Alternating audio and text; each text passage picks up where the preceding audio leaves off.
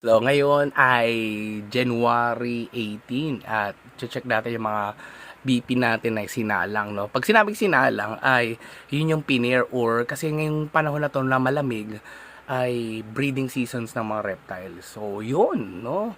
So, ngayon una nating titingnan ay itong ampon ko, female Mojave het clown. Sana na-pair ko na siya. So, titingnan ko na lang ano yung niya, behavior niya. Kung magpapakita siya ng good sign, edi good.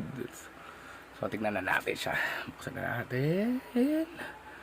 Oh no. Yeah, boy.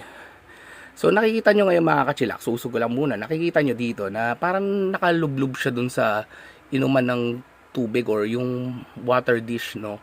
So, it's a good sign na naiinitan kasi siya. Kaya ang ginagawa niya is nilulublob niya yung parte ng katawan niya para malamigan kasi nagbibuild na siya ng follicles. Pag sinabi natin follicles, mga kachilax, ay ito yung eggs, soon to be eggs na nagde-develop para pag lumaki ito ng lumaki, yun ay magiging reptile eggs or yung magiging egg talaga ng mga reptiles.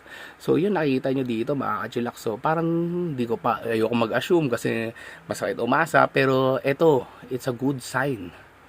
So, yan mga kachilak. So, malaki siya kasi talagang todo kain talaga siya, no?